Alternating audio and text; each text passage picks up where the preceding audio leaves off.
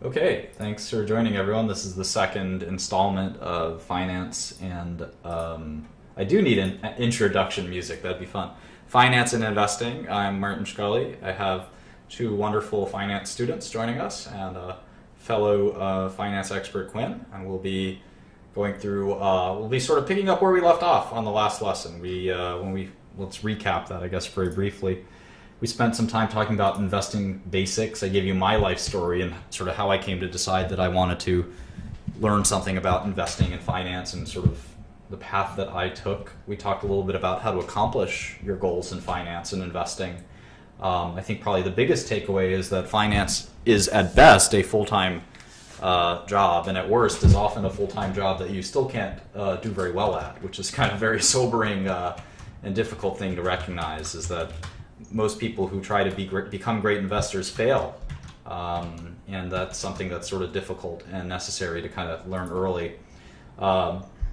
We talked about returns. We'll probably talk about those a little bit more, how the greatest investors make 20% returns per year, and those are very, very, very far and few between.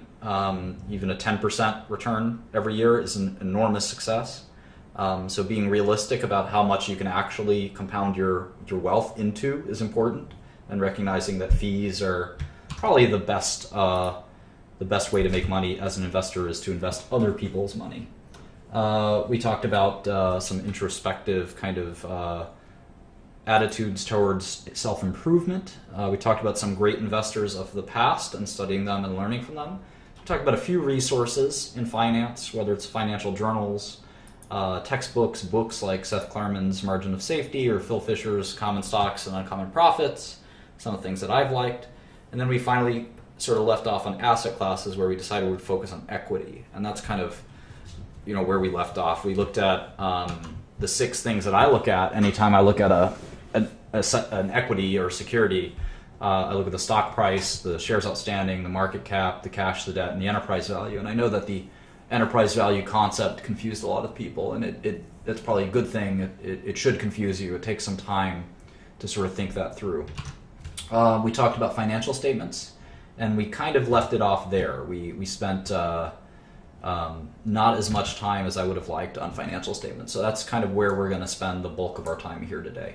And it's going to be a little dry, a little boring, but I'm not going to sugarcoat. A lot of finance is, as we like to say, Quinn would know this term well, plugging and chugging. And that is a understatement, that a lot of your time in finance is spent sifting through hundreds of companies looking for the one you want to invest in, or in any case, bank in, or whatever you might want to do with your career. So what we're going to do is we're going to start with the biggest company in the world. We're going to look at Apple.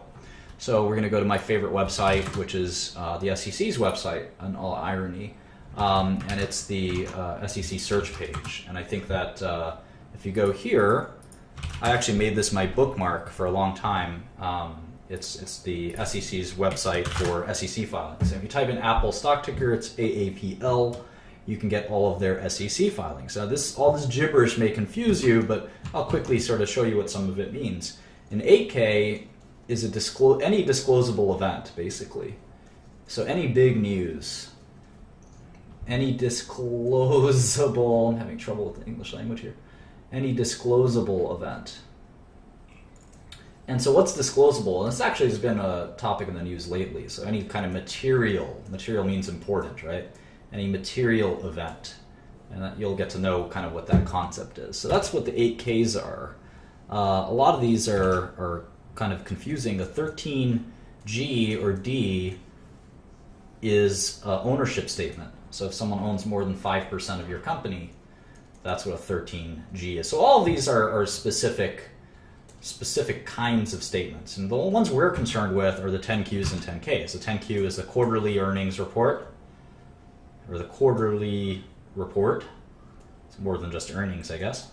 And the 10K is the annual report. So we use these, not only these, but we start off with these Form 10 filings as our important kind of things we're going to focus on. So anyway, let's see the most recent 10 filing. If you see it for yourself, it's the 1/27, January 27th, 2016 10Q. we're going to click Documents, and we're going to click the first link, which brings us to the 10Q. And this is Apple's earnings report. So you can use this same procedure. You could use this same procedure for, and there's the link if you had trouble opening it.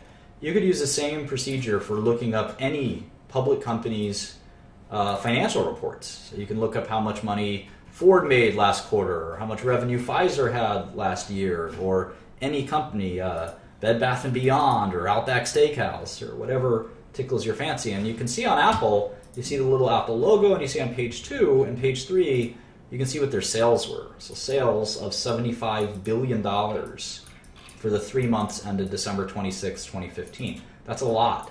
I think they're one of the highest revenue producing companies in the world, $75 billion. So what do we do with this information? How do we interpret it? We're going to use what I call the Holy Trinity.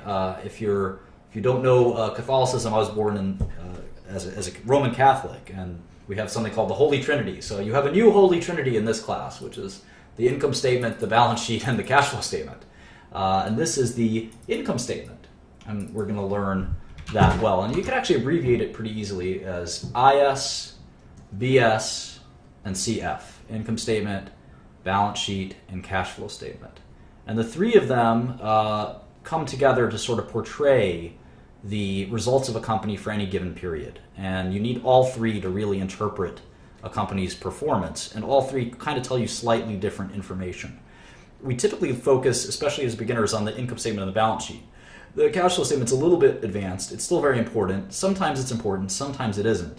But anyway, we're going to spend a lot of time on the income statement and the balance sheet, and we'll end up looking at the cash flow statement in future courses. So let's try to interpret the Apple income statement. What I like to do is I like to go to Excel, and like I said, I like to look at those 6 things first and foremost. So stock price of Apple, and where do we look up stock prices? We can go to Yahoo Finance or Bloomberg Finance, or I like Yahoo Finance.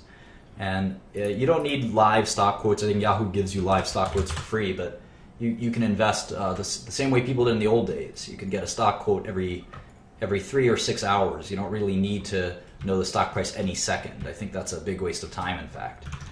So anyway, the stock price is about $97, and the number of shares Apple has is on the 10Q, and it's on the first page. It says right there, 5.5 billion shares of common stock as of January 8th. So I'm going to type in 5544.583, and that's for the fourth quarter, sort of corresponds with the end of the fourth quarter of 2015. And the market cap is obviously the product of the two. If you have something that you're splitting into any number of units, whether you're splitting a pizza pie into slices, and each slice, you have 10 slices and each slice is $10, well, the whole pizza costs $100, and that makes a lot of sense. The same thing with Apple. Apple has decided to split its company into 5.5 billion equal parts, and each part trades on the stock exchange right now for about $97. So all of the parts of Apple together cost about $537 billion, which makes it the most expensive or most valuable, better way to put it, most valuable company in the world. How much cash does Apple have? I saw someone tweet at me the other day. Well, where would we find that? We don't find that on the income statement. It's on the balance sheet. Remember, the balance sheet is literally the statement of balances. It's how much cash balance they have. It's how much debt balance they have. It's how much accounts receivable balance they have. It's how much balance on any given subject they might have. So anyway, we go to the balance sheet, and we see the first item is cash. And is that normal? Is that how this thing works? It is. Interestingly, the way balance sheet works, and this is sort of in the PowerPoint, is the way balance sheet works, it's listed in order of liquidity. It's an order of liquidity. And what does that mean? Well, the most liquid thing, liquidity is just how fast can you convert it into cash. And cash is the most liquid thing. You can use cash to buy something. You can't use a house to buy something. You might have a $5 million house, but you can't buy groceries with it. The grocer will look at you and say, I don't want your house. I want $15 for these beers you're trying to have, Mr. Shkreli. I hate when that happens. But the liquidity is just conversion to cash. So cash comes first, and the next most liquid thing to cash is marketable securities that are cash-like. So things like treasury bonds, even some stocks and things like that. are marketable securities. So if you had, let's say, a balance sheet of $5,000 of cash, $3,000 of marketable securities, well, what's next? Accounts receivable is next. So this is money that people owe your company for product that you've sold to them. So this is stuff like if Apple, who presumably they ship their computers or their devices to a company, let's say like AT&T, and they say, here's 15,000 iPhones, pay us within 30 days. And you may not realize as a beginner or someone who hasn't been in the business world that that's how business is done. You might think that's crazy because you can't go to the Gap and say, well, I'll just take these 30 sweaters and I'll just pay you when I can. That's not the way that it works at the Gap, but in real business, that is the way it works. Believe it or not, you usually pay within 30 to 60 days in American and most of international business. And that's called, we usually like to say net 30, and there's a discount for paying early, and there's all these accounts receivable terms. But what about sometimes when you have customers who don't pay? And that happens quite a bit. We call that bad debt. And accounts receivable is actually listed as net. So it's net of bad debt. And you have to estimate what you won't collect on, and literally what you have to send to accounts receivable, which is the collections agency. So anything after 60 days, typically, you would discount that in your accounts receivable. So if this company this sort of pretend company that I'm making up here, they might actually have $2,500 of receivables, but because some of that, maybe $500 of that is 90 days past due or 60 days past due, you'd start to like write it off of your balance sheet. You'd start to say, well, I'm not going to get that money from that customer, and hopefully you don't do business with that customer again. But you typically, or you sue them or something, but you typically have to write off the bad debt expense. Next is inventories. So inventories is pretty complicated, and we'll treat this over several lessons. But inventories is basically goods that you have that you're hoping to sell. And inventories can include all kinds of things like raw materials. Raw materials, like if you're, I don't know, Apple, you might end up buying a lot of glass. Then that's a raw material, and you're going to turn that glass into an iPhone, but it's certainly not an iPhone when you buy the glass. And you're buying this raw material and you're converting it into your finished product. So you have raw materials and finished products. So of course Apple has iPhones sitting there on the shelf waiting to be sold. Those are finished products. And then in between they have something called WIP, which we call work in progress. And that's like a half-finished iPhone or something like that. So after inventories, we get into all kinds of crazy other assets. And the most important one we're going to call PP&E, property, plant, and equipment. And this is going to end up playing a huge role in finance. So just keep this in the back of your mind. Property, plant, and equipment is any hard asset. It's any hard asset which has a useful life. Which has a useful life of more than what? Do you guys know, students? No, I'm not sure. Boo! Quinn, No. do you know? Off the top of my head, short man. 12 months.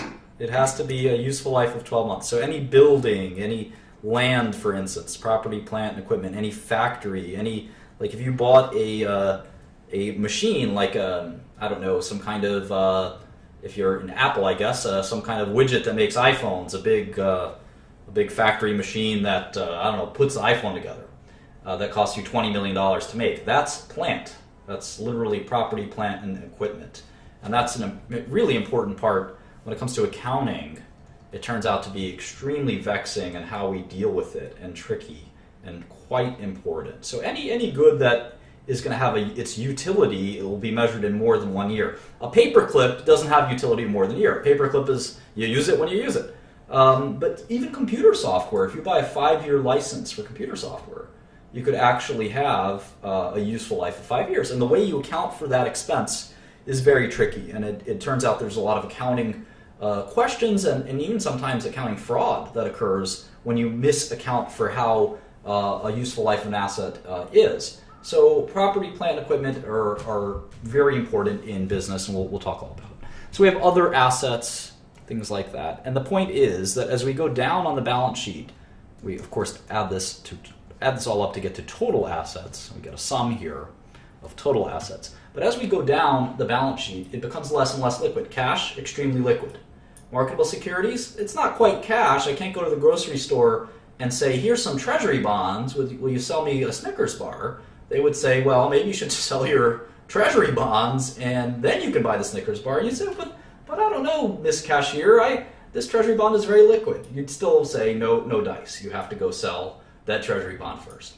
Accounts receivable, well, that's not even money that you have in your hand. At least marketable securities, you've got something. Accounts receivable is a promise from your customers to send you cash. So that's really not liquid.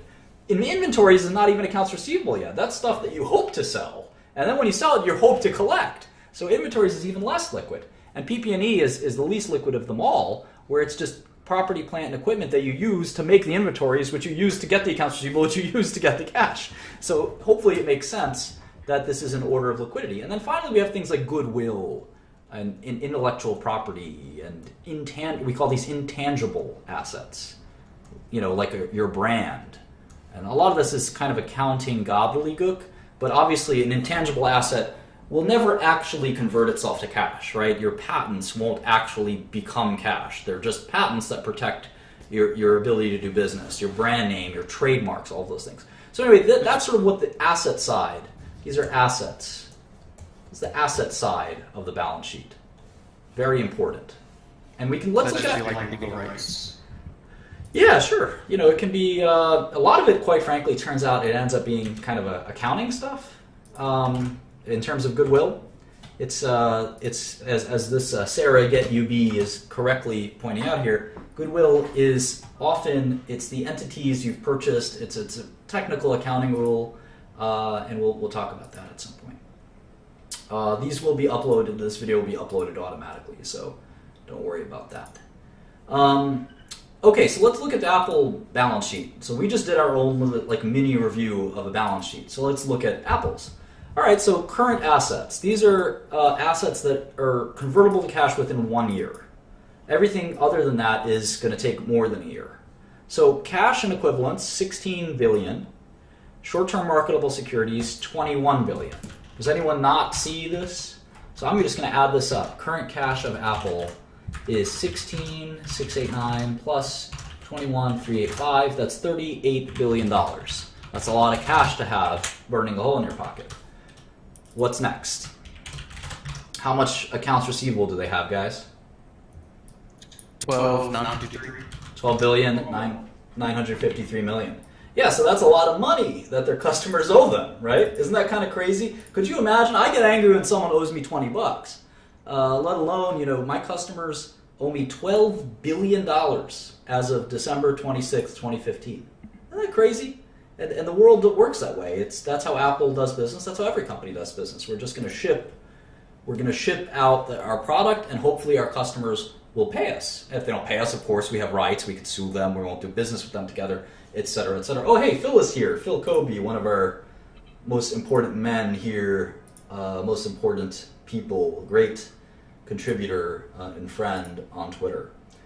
So, getting back to accounts receivable. So that's how business is done. And that takes some getting used to, the idea that, you're going to do this on faith. And you can see that Apple, again, $13 billion that it's got out there to its customers. Its customers are probably companies like AT&T and Verizon. They're probably companies like, retailers that buy their computers and then hope to resell them later, things like that. Okay, so they have $2 billion in inventories. Obviously, accounts receivable, which I'll just say AR quite a bit here. AR. Accounts receivable and inventories are not cash. Here's a different receivable, vendor non-trade receivables. What do you guys think that is? Vendor non-trade receivables.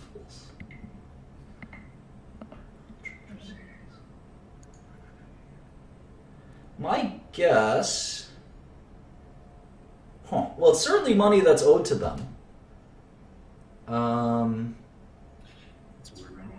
It's money that's owed to them. It's not from product they're selling. It's from vendors. Oh, I think yeah, it could be patent rights. It's confusing. Who knows? Well, oftentimes you'll see these weird lines, and we'll want to look them up. In the financial statements. So we'll see what that means shortly. All right, other current assets. This could be anything. This could be, like, for instance, if you pay your rent for January, in December you have to book that as an asset that you've prepaid an expense. If you paid Microsoft for a 1-year license ahead of time for some software, for Office software, you actually have to put those in your balance sheet as an asset. So other current assets, I'll just call it OCA from time to time. And the total current assets, these are all assets that you expect to be cash or converted to cash within 1 year, 12 months, is $76 billion for Apple. What's next? Long-term marketable securities. So this is super interesting. They have $177 billion of this stuff. I'm going to add it to the cash balance that I'm keeping tally of here as my top 6 things that I like to look at when I look at any security. Why do you think I'm doing that, guys who are students? Why do I think that these long-term marketable securities are cash?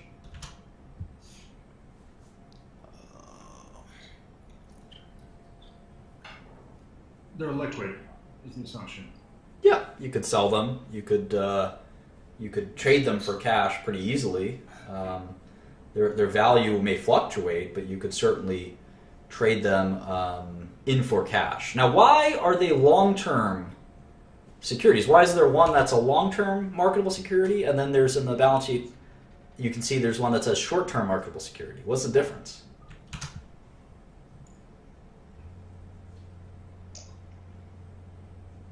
They're like a deadline by which they can pay. Nope. So These are national, so they're not Apple paying anybody else. yeah, these are stocks or bonds that they own. So typically it's their bonds. Most corporations don't want to hold stocks, right, on their balance sheet. You know, they're not hedge funds, including Apple. They like to own bonds. Bonds are safer typically than stocks. And so the reason that the way bonds work is there's a maturity date. Bonds are borrowings. So the maturity date is by a certain time frame. Most of the time, big corporations like Apple, they don't even want to own corporate bonds. They want to own government bonds because those are even safer.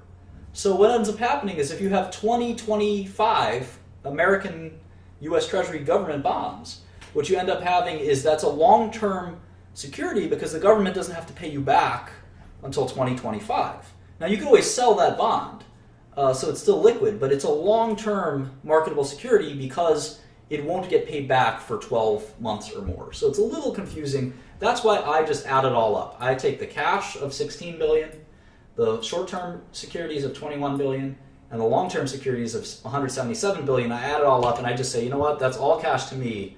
It's about $215 billion worth of cash. And they can separate it and slice and dice it all they want, but at the end of the day, this is basically cash to me. Okay, so what's next? Property, plant, and equipment, $22 billion. This is literally stuff that's as complicated as, like I said, semiconductor fabrication equipment, where they create semiconductor wafers, all the way to something as mundane as an office chair. An office chair is going to last longer than a year, hopefully, if I'm sitting on it. You'll have to value that over the course of several years. So that's just something to kind of think through. Goodwill and intangible assets. These are kind of the accounting gobbledygook that I encourage you to ignore for now. You'll learn more about goodwill and acquired intangible assets later, but there's about 8 billion or 9 billion of that here. And then other non-current assets. You see they have OCA, other current assets, and they have other non-current assets, ONCA. And these are, again, miscellaneous. So it turns out that Apple's balance sheet is a lot like the balance sheet that we kind of looked over and did. And if you want to find a real good gem, you can find that I did the balance sheet of a local drug dealer. I sometimes teach this class to underprivileged youth. And the only way I can get across to them is teaching them with examples that they know of. But in all seriousness, if you go backwards in time, you might be able to find one of those old lessons. I think people enjoyed that quite a bit. I won't do that here since I'm recording this and want people to watch this and take it seriously. All right, so we looked at the assets, and if you total all of them, it's about $293 billion of assets. $293 billion of assets. And now, quickly, in your mind, you might want to look at the market value of Apple and say, it's a $500 billion company and it has $293 billion of assets. How does that make sense? What do you guys think, Marlon? Urakash? Does it have to do with what people speculate their value is going to be like at a certain point in time? Absolutely. Yeah, those are the values today, but clearly the company will make multiples of cash over the next several decades. So. Good answer. All right. So what about liabilities? Well, liabilities are a little easier than assets. Let's look at a few of these. So the first liability is accounts payable. The most dreaded liability, and I'll just abbreviate it A/P, but it's accounts payable. What's accounts payable? Do you guys know? That's what you have to pay out or what you owe. Yeah, it's the opposite of accounts receivable. Your accounts payable is somebody else's accounts receivable, right? So if you, a good example is one of the biggest accounts payable for all corporate America is law firms. So if you go to your favorite law firm, Maduri Thompson, LLP, you guys just started a law firm, I hope that's okay, and you say, all right, I need your legal services because I need to sell a bunch of Apple computers, and I don't know how to do it. So why don't you guys assist me and advise me on how to sell these Apple computers to AT&T for $25 billion?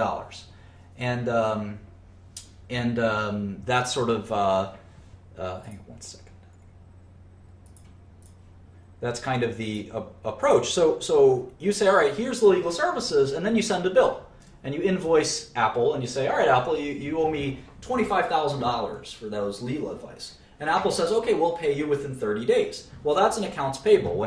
Between day 0 and day 30, by the time you write the check, that's an accounts payable. You have to have it on your balance sheet. It's kind of like a debt in that you have to pay it, but it's not really a financial obligation in the sense that you ever borrowed the money. It's accounts payable for a good or a service. Another example of accounts payable is your rent or whatever it might be. All right, what's next? What's another item of liability? Accrued expenses. So the difference between accounts payable and accrued expenses is pretty subtle, and I won't belabor it. But think of accrued expenses as simply expenses that perhaps that you are going to have to pay. And again, we'll talk about accruals and things like that. This is not an accounting class, but we'll definitely have to talk about accruing an expense over time. For example, if you have a contract with somebody, let's say you had a contract with an employee to pay that employee $1 million a year.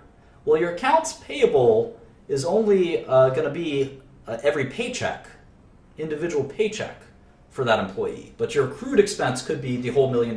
So that's one way to think about an accrued expense. But think of both accounts payable and accrued expenses as basically just cash that you've got, funds that you're going to have to pay for running your business. Okay, deferred revenue. This is one of the most complicated. Concepts in accounting and income statements and balance sheets, which is thankfully not too complicated. Do any of you guys, other than maybe Quinn, know what deferred revenue is? Isn't it when you earn money before? It's when you receive money before you earned it. Exactly. It's sometimes called unearned revenue.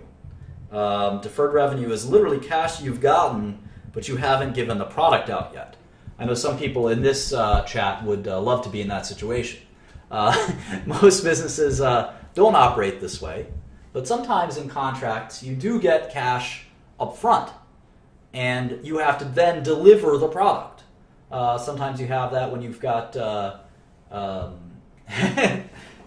there's Akil, another very important moderator here. Sometimes you get cash up front. Gift cards, great example. All kinds of unearned revenue, and that's what deferred revenue is. You get cash, and then you have to deliver the product. And in software, you end up getting a lot of deferred revenue for some reason. We'll talk all about that. So Apple obviously has some software component to their business. So that's deferred revenue. Commercial paper. That is debt. There's just like there's a bunch of different kinds of cash, there's a bunch of different kinds of debt. Commercial paper is literally loans from banks and things like that. Debt is debt sold to the debt markets. So all of this is money we borrowed, basically, right? And if you look at, hang on one second. If you look at all the debt that Apple's borrowed, I'm going to start with the current, I'm going to start with commercial paper. There's $7.3 billion of that. I'm going to go to Excel and put that in here. 72.59. They've got current portion of long-term debt, 2.5 billion, and then they have long-term debt of 53,204,000,000 dollars. So there you have it. Apple has 215 of cash and 62 of debt. So the enterprise value is what? 385 roughly. So the value of Apple, the business, is actually 385 billion, even though the market cap is 530 billion. Why is that? Marlon? You're my best student, man. Don't do this. Don't do this to me. Don't do this to me. Repeat it. Repeat the question. Is that what you're asking right now? Really? Yeah. All right. Apple's market cap is 538 billion. Apple's enterprise value is 385 billion. Why? I'm going to be in a blank here, man. I'm not going to be able to help you out on this one. Yeah, obviously. No, the company has $150 billion of net cash. So if the company is trading for 530 billion, but inside that company is 150 billion of cash. When you're paying 580 billion for it, or maybe you're buying a fraction of Apple, which is more likely and reasonable to assume, every time you buy a share of Apple, you're literally buying, for every share, you're getting a small portion of cash, right? You're buying not only the computer company, but you're also buying the cash that the computer company has and the debt they have. And if you subtract the cash from the debt, it's about 150 billion. But the market cap is 530 billion. So literally a third of the company, or 30% almost of the company, is just the cash on the balance sheet. So you have to sort of cancel that out. Because if you had a company, let's say, for argument's sake, Apple had 500 billion of cash, what would be wrong with that picture if the stock was trading for a 500 billion market cap? That's like 300 million, or 300 billion. Well, the point is that you could get all of it would be too undervalued, right? If the company you could buy the whole company, or even a part of the company, for 500 billion, and they already had 500 billion in cash. That would mean that you're getting the business totally for free. I don't know if you have a better way to explain it. Oh, okay. Right, and right now, the way it works for Apple is the whole business is worth 550 billion, but they have about 150 billion in cash. So it's not quite all for free, but it's a good portion for free. It's it's worth noting, right? And you'll see that when we value companies based on earnings and things like that, we have to think about the non-cash portion of the business. So we're going to have to look at that carefully. And of course it affects you if you're just buying shares and not the whole company. You very rarely buy a whole company.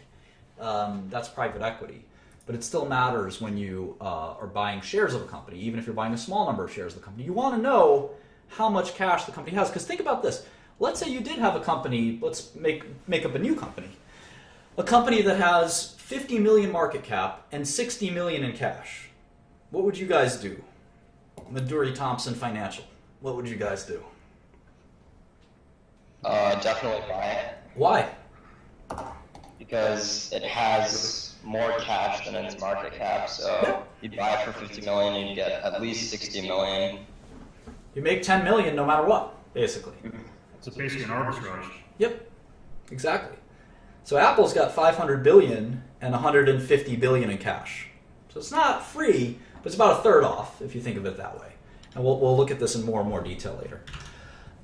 Okay, so let's look at Apple some more. All right, so the the balance sheet has total liabilities of 165 billion. So compared to assets are about 300 billion, liabilities is about 160 billion, so shareholders' equity is 130 billion. Does anyone know what another name for shareholders' equity is?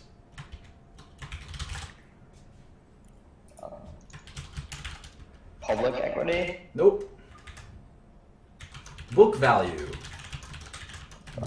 Book value. So it's called book value because it's literally the value of the company in many ways. At assets, if you subtract liabilities from assets, or you just say assets minus liabilities, you kind of have the value of the company in some ways, right? Sort of makes sense. If you have the assets of the companies and you subtract out the liabilities of the company, assets minus liabilities, you have kind of what's left over is shareholder equity, or sometimes we call that book value. Right? Because if you had a company, let's say, that was going out of business tomorrow, and you said, all right, how much assets does the company have? Well, it's got, let's say, $500,000 of assets. And it's got $100,000 of liabilities. Well, after you take care of all the liabilities, you pay off all the debts that the company owes before it winds down, you'll be left with $400,000, right? That makes sense. Shareholders' equity or book value of $400,000. Now, some of these assets are intangible, right? Like goodwill and patents. The patents aren't going to be worth anything when the company's out of business. So you got to just look at the hard assets or the tangible assets, and you can do something called a tangible book value if you wanted to remove some of those pesky goodwill and intangible assets. So anyway, that's the basic crux of a balance sheet: is the assets minus the liabilities will equal the shareholders' equity. And if you know your algebra, you could add liabilities to both sides, and you can see that assets will always equal liabilities plus shareholders' equity. That's because a balance sheet balances. That's the concept. It has to balance on both sides. And we'll learn more about this if we ever kind of look into accounting. But this is sort of the basic gist of a balance sheet. And I think we did a good job of looking at it. Now we're going to look at the income statement, the second in the Holy Trinity. And this is going to be a little bit more fun. This is going to kind of really make more sense. A balance sheet has a lot to do with accounting. And accounting is a little bit dry, needless to say. And it's a little more abstract. But when we deal with the income statement, we can really see kind of the reality before our eyes. So let's do the income statement kind of live. Let's do it kind of side by side. I'm doing this obviously on Yahoo. So not on Yahoo, on YouTube. Yahoo. But it's not 1990 anymore. Okay. So you can see here the Apple income statement, and you can see that they had $75 billion of revenue in Q4 2015. Q4 is the last 3 months. So it's October, November, December. In just 3 months, they generated $75 billion of revenue. Now, what is revenue? Let me ask you that, Maduri or Thompson. It's what you've earned throughout the period of the quarter. What does that mean? Terrible definition. It's what you've taken in. Nope. Sort of, yes. But can you be more specific? Is it definitely cash I've taken in? It could be anything. Or profit would be what you've earned. Your revenue. It's definitely not profit. Yeah. Your revenue includes your expenses. No. Or it doesn't include your profit. Your profit equals your revenue minus your expenses. Yeah, I'm just asking you about revenue. Yeah. Your revenue is the opposite of that. Revenue is just sales. Revenue, sales, turnover, receipts, they all mean the same thing. We'll worry about costs and profits in a second. But when it comes to revenue, how do you know something is revenue? Obviously, if it's a retailer, right? When you sell the sweater and you get cash for the sweater, you understand that's revenue, for sure. But can revenue be more complicated than that? Sure, right? I mean, what if your law firm, right, you said, you gave us an invoice for $50,000, and I said, wait a second, I only used $40,000 of resources.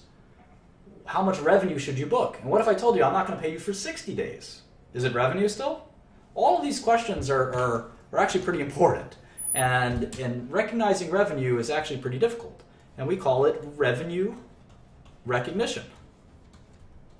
And sometimes, if you're really fancy in business, we call it rev rec. Rev rec. And obviously, rev rec is simple in some businesses and not so simple in other businesses. And in general, the kind of idea for when you recognize revenue. When do you recognize revenue? Typically, it's when, and this is a general rule, it doesn't always apply, but in general, it's when what? You guys know? Quinn, maybe? It's when title to the product has passed to the customer.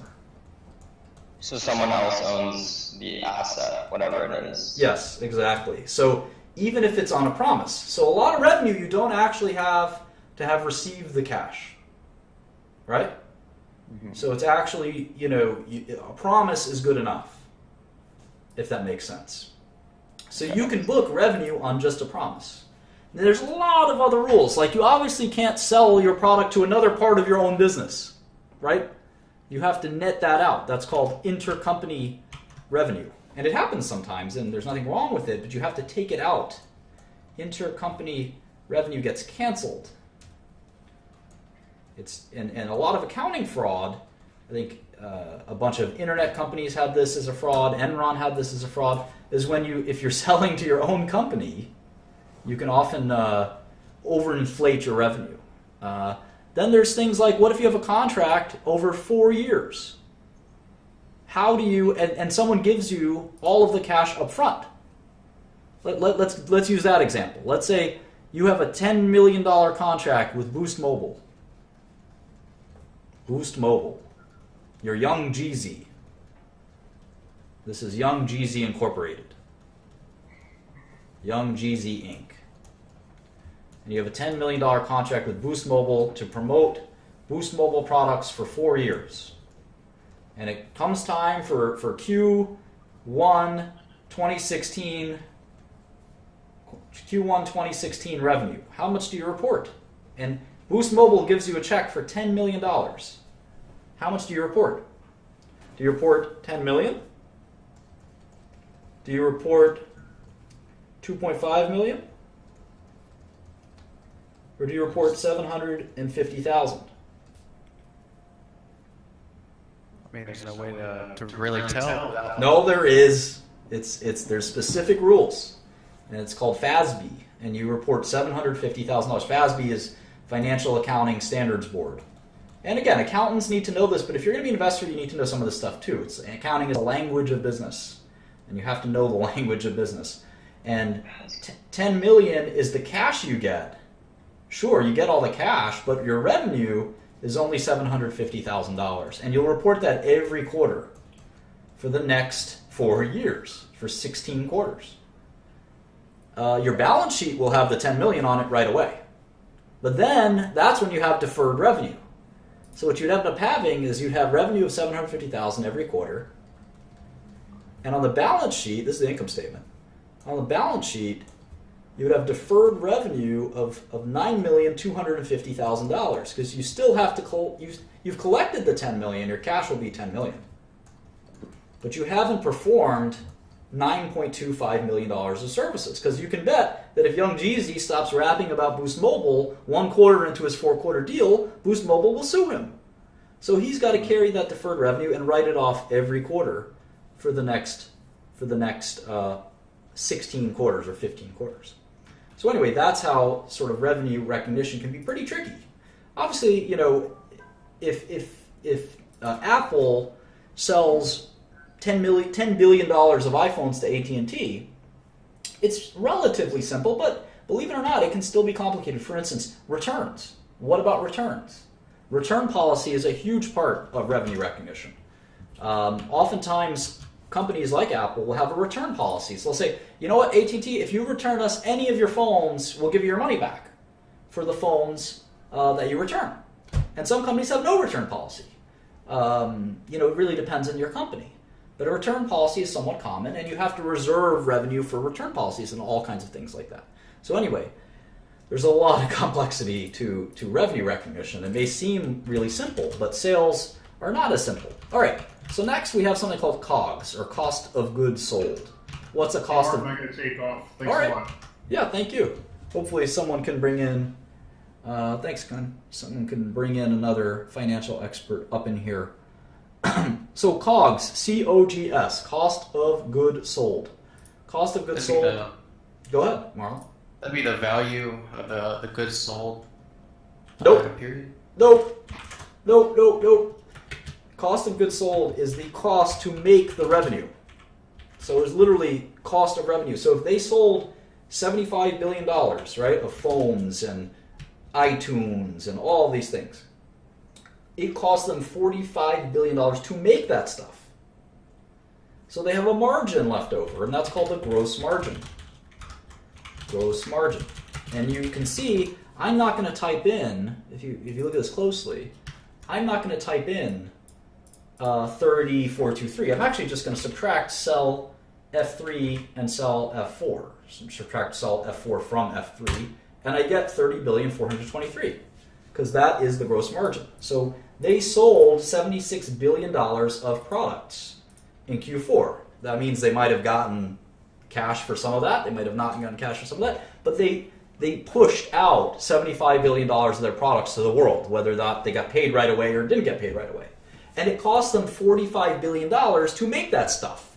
So it cost them money to buy the glass and the equipment, all the stuff that goes into one of these things. And you can see that they made, if you think about it, they made about half. They made about 50%. For every dollar they sold, it cost them about 50 cents to produce those goods. So if we actually just do this, we can do gross profit or gross margin percentage. We'll call this gross profit, and we can do the formula. Does anyone know what the formula is? It's your total sales, the revenue minus your COGS. No. So that's what gross profit is. As a percentage, gross profit divided by revenue. It's 40%. And we got a great question from Dan Van Glen. Does it include labor? Yes, it does. Yes, it does. According to GAAP, generally accepted accounting principles, which are promulgated by FASB, the Financial Accounting and Standards Board, any cost of the product, whether it's the raw materials, even the plant, operating the plant, the person that works at the plant that maybe is the plant manager but doesn't actually make any of the goods, that's still a cost of goods sold, usually. So where the costs go into what bucket is sometimes unclear. Obviously, the cost of all the equipment and things like that will go into the COGS, and we're going to worry about depreciation and things like that later. Those will be very complicated. So what we end up with is they sold $75 billion of goods, and we're going to keep chipping away at that until we get a profit line at the end. And the first thing we're going to chip away is the cost of making the products themselves. So after we got $75 billion in the door, is one way to think about it, we're down to $30 billion of profit left over. So what's the next expense? This is accounting. This is an income statement. This is the income statement. So we're trying to figure out what our income is at the end of the day. But there's more expenses than just the products themselves, so what they cost. There's research and development. Apple has a bunch of smart guys sitting around and thinking about how to make new products. They only spent $2 billion on that stuff. Isn't that interesting? Think about how much profit they have, $30 billion, right? And they spent only $2 billion on research. And how about marketing? Selling, general, administrative. So that's not just marketing. That's the CEO's salary, Tim Cook. That's their office building. That's all kinds of other things. That's their legal expenses. That's only about $4 billion. So they're a really profitable company. After their cost to make the stuff, they barely spend any money on these other things. So we're going to call these operating expenses. Operating expenses. This is what it costs to run Apple. About $6 billion. $45 billion to actually make the products, but $6 billion to actually run the company. So operating profit is kind of what's left over. And this is an important line. Operating profit is kind of gross profit minus operating expenses. So now we're down to $24 billion. So revenue was $75 billion in Q4 15, and now operating profit is $24 billion. So we can actually do an operating margin. Operating margin. And that operating margin is roughly 32%. That's a very high margin. Most businesses don't have a 32% operating margin.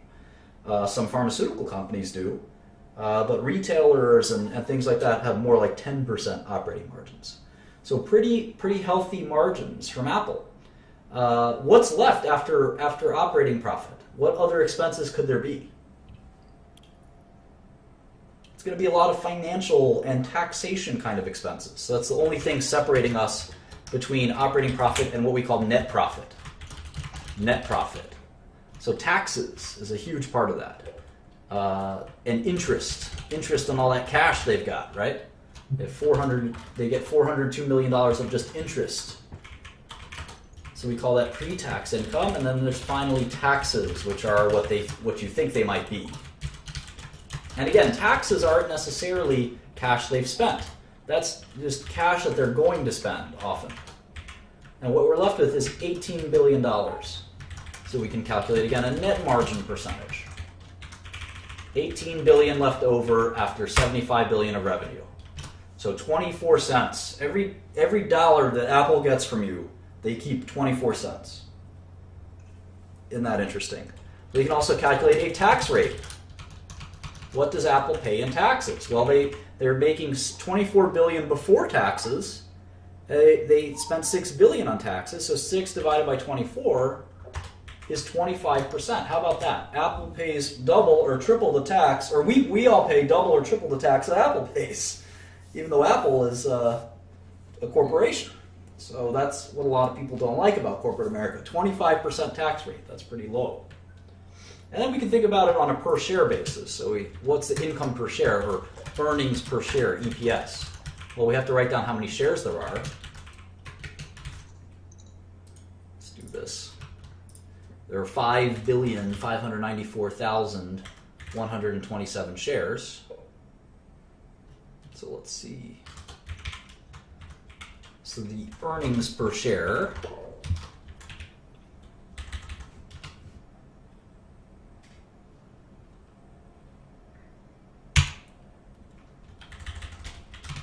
is $3.28. Okay, so that's sort of Apple's income statement for Q4. Any questions?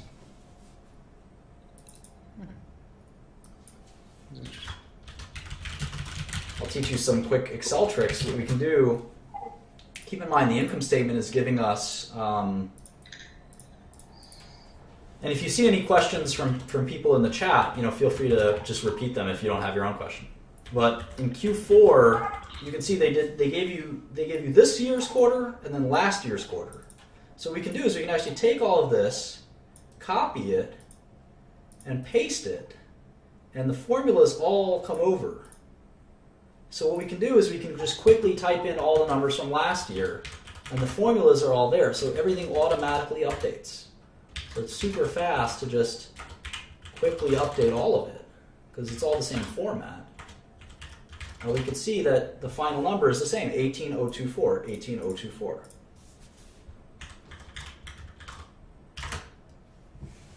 And we can copy and paste all of these. So it's pretty easy. And now we can even compare revenue increases year over year. And this is a big problem for Apple. If you look at Q4 of 2015 divided by Q4 of 2014, revenue only increased by 2%. And the way you can figure that out is the simple quotient of new divided by old. New divided by old minus 1 expressed as a percentage will give you a change from new in new from old. So you can see Apple's revenue isn't growing anymore. And I wonder why that is. It could be because they haven't released a new product. It could be because they're just slowing down in general. Who knows? But it's definitely a worrisome trend, and we'd have to ask Apple why that's happening. Maybe people are already talking about it. But that's how an income statement looks for Apple. We can also type in the balance sheet very quickly if we wanted. So we're going to have to pay attention to that as well. So we did cash. So just do this super fast one more time. And I'm happy to take questions as they come up. So I guess if you're looking at companies that you might be interested in investing in, are you trying to look at the growth in their revenue quarter by quarter? Sure, but we haven't yet come even close to making any decisions on anything. That we probably won't even touch that until lesson 4, 5, 6, 7. It takes a long time. We're just trying to understand how to even read these things, and how to sort of order them and format them into a way that we can use right? We can use to make decisions later. You know, we're not even close. We're not even close to being able to use this information in a way that's useful yet. You know, but it's good for beginners, especially, to say, all right, this is the way Apple works. You know, it's very important to know kind of what what exactly is this company's profile? What's their margin profile, for instance? Are they the kind of company that loses money? Are they the kind of company that makes money? Are they the kind of company that makes a lot of money? What's the relative amounts, especially as we compare them to other companies like IBM or Hewlett Packard or other computer makers, you know, phone makers like Samsung. We want to be able to compare them and say, why does Apple do so much better than these companies, or whatever. So anyway, right now we're not totally concerned yet with kind of what you know, thinking about what to look at yet. We'll get to that maybe even tonight in terms of what are companies worth, what are assets worth, and that's, you know, turns out to be a much more difficult question than just kind of what is this company doing, what are they actually doing every day. So that's sort of a preview of the balance sheet, and believe it or not, in my PowerPoint, that's exactly the next question, is what is the value of a company? And we got a nice taste of what an income statement and a balance sheet look like from Apple. We're going to totally throw all this away and start again. And we're going to start with a brand new topic of what does, you know, and we actually did it right on the hour. I don't know if anyone has any questions about Apple. At 9 o'clock we'll start sort of this very important question of how do we value things, not just Apple stock, but anything. How do we value stuff? How do we value cash flow? So any questions on Apple real quick? Contour asset? I don't know what that is. UK exit? That has nothing to do. Contra asset, yeah, we don't have to worry about accounting just quite yet.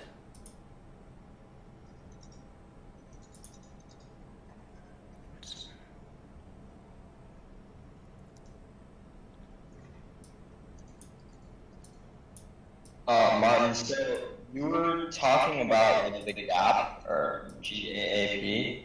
Is that where you can find all of like the? Because there are like a lot of different terms on these the financial statements that I don't really know too much about. Is there any good resource for like just reviewing those terms? Or I think just practice makes perfect. You know, they're all like self-evidentary. You know, like vendor receivables from vendors, right? It's money your vendors owe you. I don't know why your vendor would owe you money. Usually you owe your vendor money, not the other way around. Investopedia, I guess, you know, but I just think, you know, reading dozens and dozens of these, you will get there. You know, it's Okay. it's not that you don't need too much information about this stuff. Yeah, it was Anyone else? definitely helpful so far. A good question here. Do companies report revenues from their individual products on their SEC statements? Sometimes. You have to go through those statements. I think it was banned from Wall Street Bets, so I can't visit it. Reddit. I barely use Reddit. And try to stay on topic, because otherwise everyone will... you're confused and you lower the quality of this to everyone.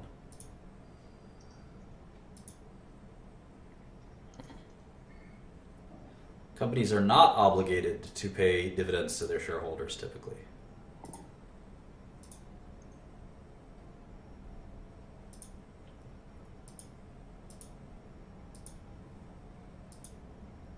Okay, so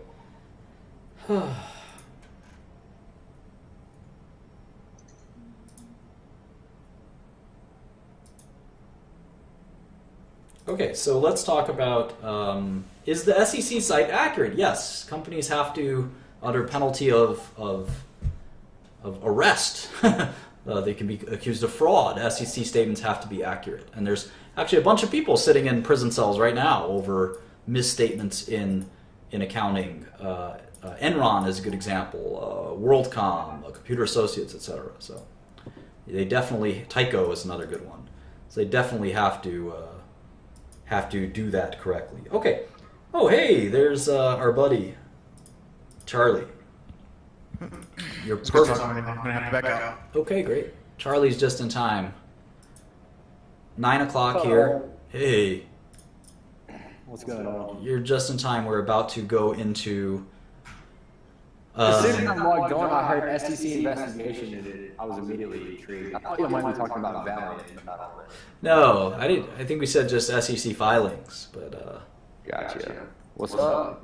not much. We're just getting to. We just finished looking at Apple's income statement and balance sheet. Now we're going to talk about something probably a lot more important, which is how do we value cash flow, and what is cash flow, and what is I like it. discounting cash flow, and all this stuff. And this is a pretty complicated field, and I can probably teach you the definitions in 30 seconds. But the point of this is to understand it like the back of your hand, not to be able to recite a definition. So is anyone before? Are you looking at some slides right now? Yeah, there's a website. I'll give you the link. Can you maybe post this real quick? It's a YouTube. It's my YouTube live stream link. Got it. Oh yeah, I know that. So we just need one more person to join. I know there's a bunch of people. What's going on? Hi. Are you a finance student or finance expert? Bullish? Okay. Blue bullish. Thanks for joining, dude. Oh fuck yeah! All right, got the slides up. Okay, good. Yo. Hi. You kind of look like a bum, and your background's echoing a little too much. So we're just gonna do this with us By three. the way, yesterday, total stage fright. Did not realize there were going to be that many viewers. That's right. All right, so let's talk about cash and what it's worth. And this is, again, this is the core of finance. This is going to be, I want everyone to pay close attention. What we did with Apple, it's more technical, more kind of detailed. This is much more theoretical. And this is going to be a lot of fun if I do this right. And it's going to confuse you and give you much pain if I do it wrong. So this is going to be really important. We'll just lock the room so we don't get any distractions. Okay, so what's a dollar worth? I ask this question a lot in like every interview for financial people. I ask this question like 20 different ways.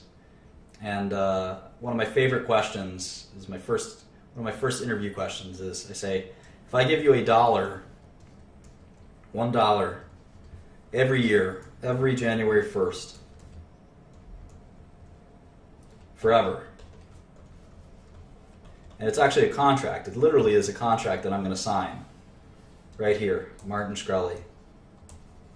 And you can, it's dated today. Dated today. And it says in the fine print, it says section 2. Section 2. So this is section 1. Every January 1st forever, I give you $1. Section 2 says you can sell and transfer this contract. Okay, so I give this contract to you, Mr. Maduri. Okay. Congratulations, you've gotten this contract for absolutely nothing. And you want to sell it. You want to sell it to Charlie. How much does he pay? So I guess however many years forever is, I try to charge more than that. I need a number, Mr. Maduri. I'm gonna say $1,000. Get out of my office. You're fired. You're done. You're not getting the job. Somebody else is. And I'm going to kick your ass on the way out, and my goons are going to take whatever money's in your wallet. You're done. Sorry, you lose. Anyone think they can come in here and explain it?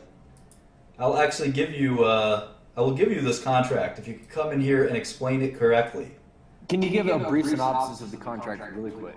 It's a simple. It's $1. I just did. Are you watching my YouTube stream? Here, I let me- was looking for the slide you guys were on. I couldn't find. No, it's on the. You're watching the wrong thing, probably. It's right on my. It's right on my page. Sorry, can you repeat it? No, you're missing out on your ability to make money. Oh, what if I sell it for? Hang on. No, you're done, dude. You're done. We kicked you out of the. We kicked you out.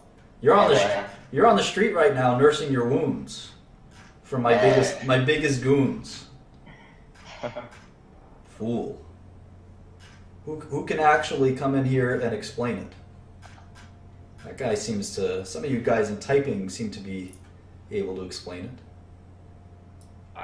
How long do you receive the dollar? It's perpetuity. I know that you know the answer, Charlie. This is. How much would I pay for a contract that pays me $1 every year forever? I know that you know the answer. Let's not spoil it. Let's see if someone can come in here and explain it. It's a $1 contract. I'll give you $1 every January 1st forever, as long as this piece of paper exists. And forget about like me. Pretend I live forever in this scenario. Pretend I'm going to live forever. I'm going to always have that ability to pay you $1 as well. There's no solvency risk. There's no end of life risk. It's just $1 forever. And you can sell the contract to get $1 forever to whoever you want.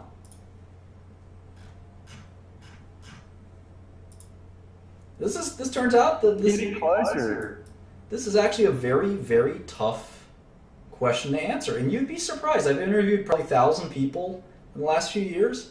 You'd be shocked at the freaking answers I've gotten for this question. 1,000. I just heard 1,000. We heard 1,000 from Mr. Midori. Let's see what other people have to say. Come on in.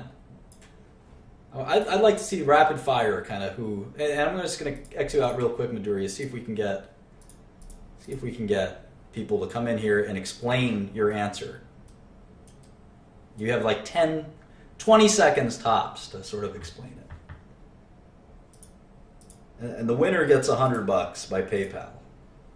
Ooh, things just got real. Chris? Everyone's saying repeat the question? You should have been paying attention. Chris, your mic isn't working, it seems like. So you're like the guy who shows up to the interview late. You're done. You have your mic. I'd sell it for $60K too, Bass. $60K? Is that legit answer? Yeah. Use the Pythagorean theorem. Winner's circle, you got this. J-Rock? I wouldn't sell it. That's my answer. Winner's circle, that's your answer? Why would you sell something that's guaranteed that's that solid? All right. You also don't get the job. J-Rock? He's thinking outside the box. No, I'm putting his answer down as question mark, too confused. J-Rock, your mic doesn't work. Again, you're the guy who shows up to the interview drunk. Don't do that. Oh, Billy the Fridge. Billy the Fridge. Boy. Okay, 20 seconds. I was gonna say, depending how long you're gonna live, say, I'm 20 years old right now. I'm gonna live to be 87. I told you age doesn't matter. Just pretend it like my nephews will have to take over. My son. $8. $8? All right. No explanation given, but $8 is the answer you gave. It's not a great answer. How about you, Para?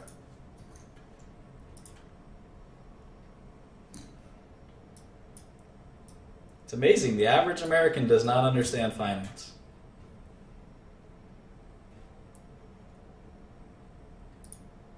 Give us a hint. Of course, blab doesn't work.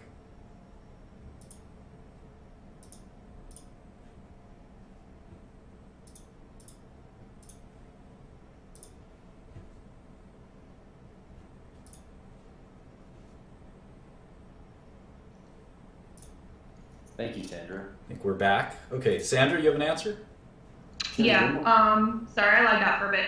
But my answer is that present value of $1 is, if you had $1 now versus $1 next year, you could use it out in the market, and you can maybe earn interest on it or make an investment. So you kind of pick a common, or what looks to be a trending interest rate. You use the present value table. Once you get into perpetuity of the present value of $1, it stops really mattering how many years. So when people are talking about ages, that's why it kind of doesn't really matter. So you'd rather have $1 now versus later, so you'd rather sell it, I'd say around $13.50. $13.50. Wow. Bam! What an answer. What a babe. What a goddess.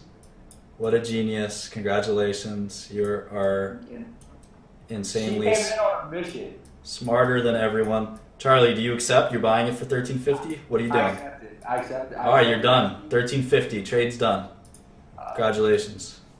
Thank you. Of course, it's probably worth about $50 in my opinion, but I was gonna say, like, I guess, like, the actual value depends on who's buying it. yeah, it's a tricky question. All right, so we got one smart person up in here. Hey, that was a great question, Martin. I love it. I've got 100 variations of this that I ask finance people who want to work for me, who want to invest my money or help me invest, and it's pretty complicated. Well, it's all about, and I will explain why $50.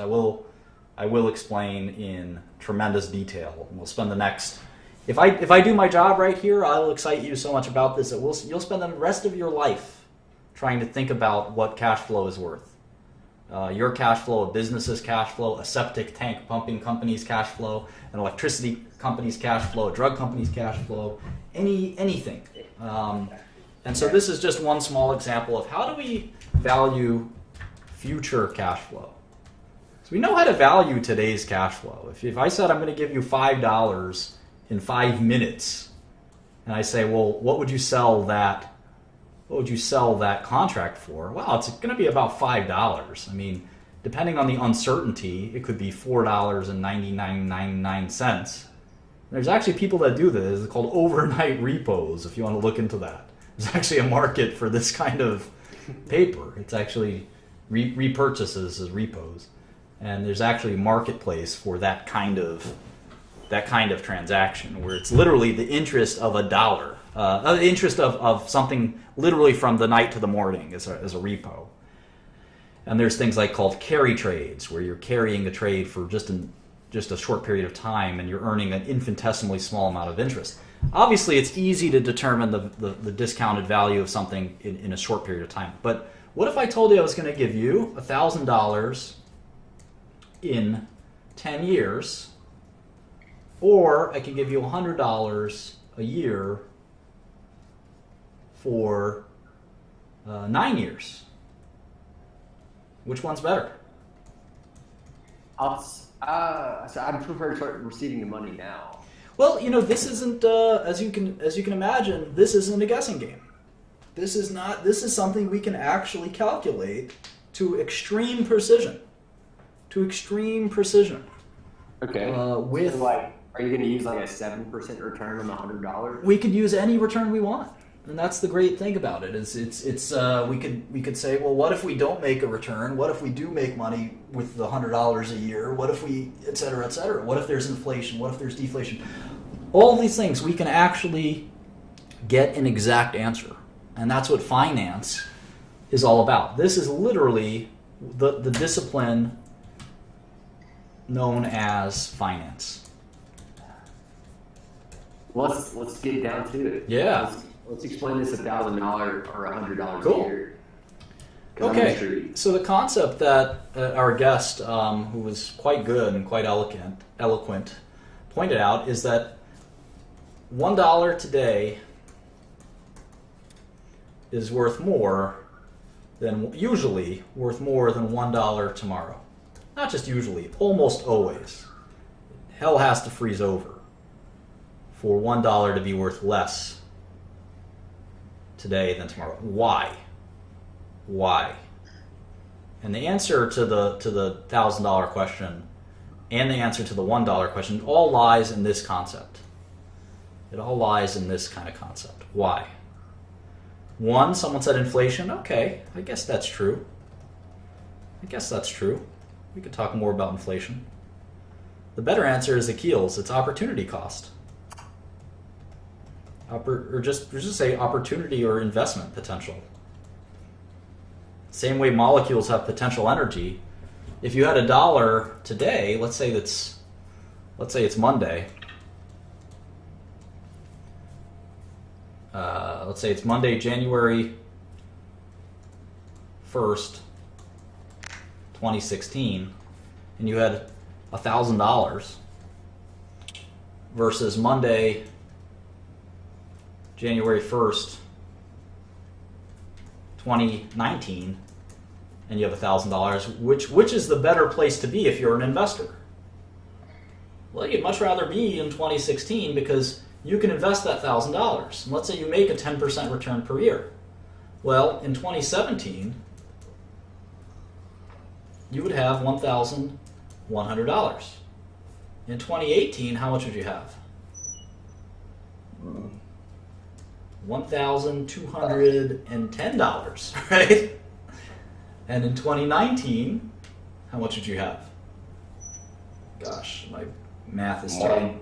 1,341 or Yeah, something like that. I think that's right.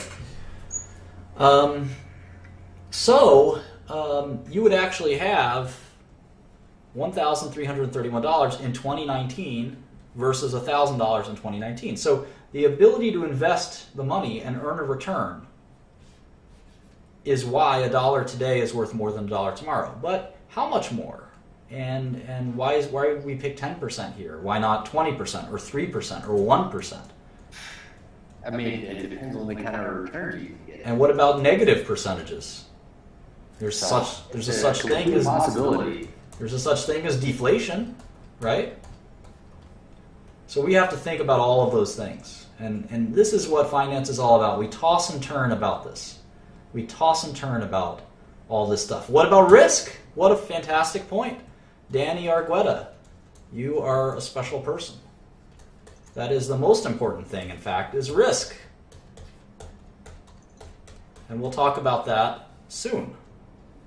Risk. So we got inflation, opportunity, which is risk. It's not a third thing. Opportunity and risk are the same thing. And we'll talk about that in a minute as well.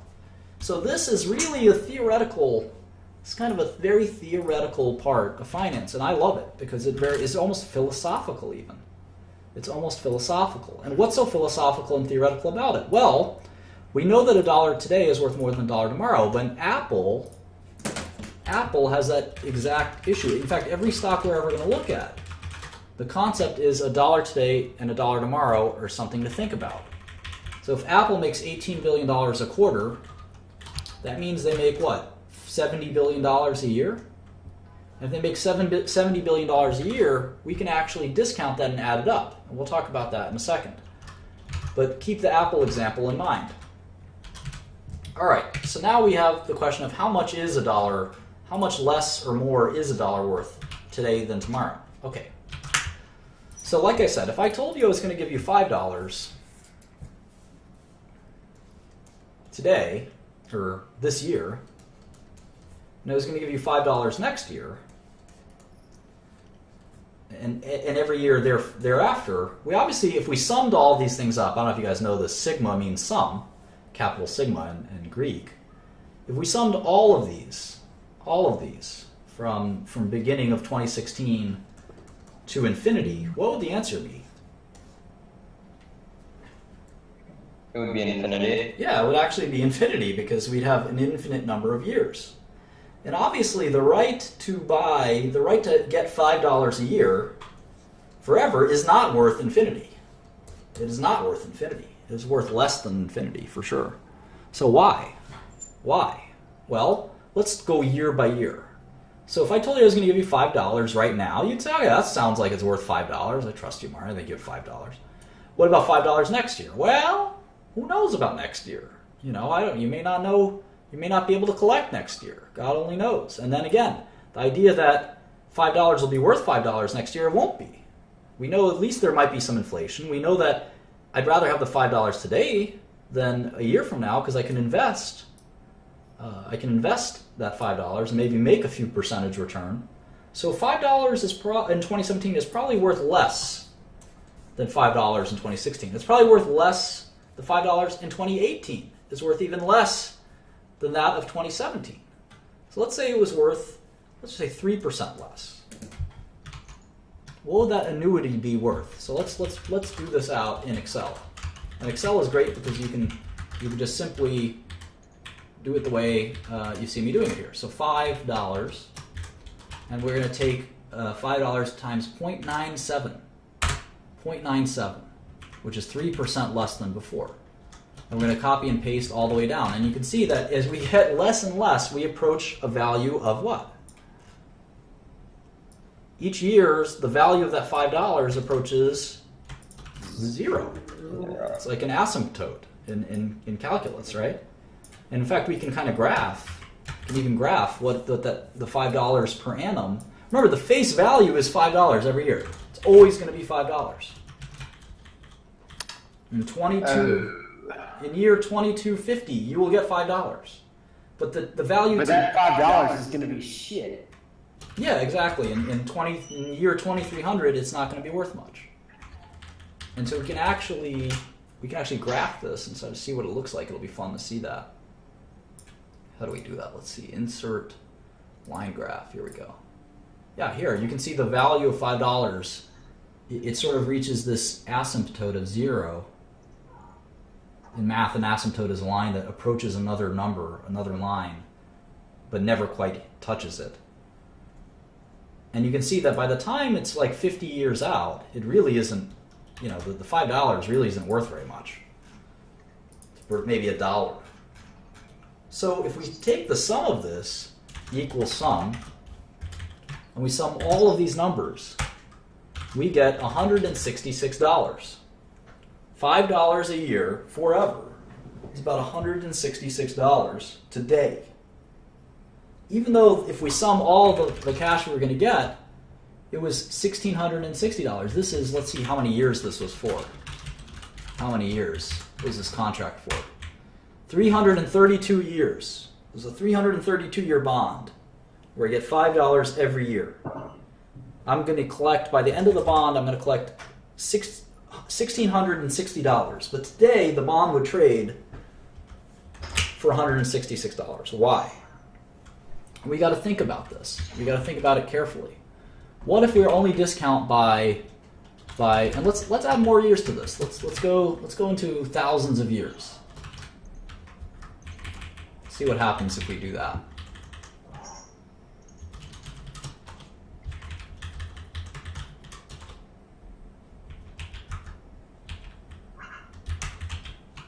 Hang on.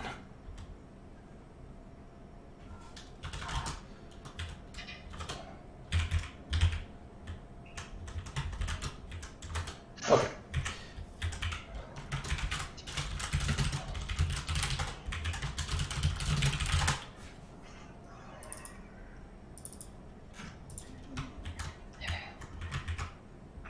Great.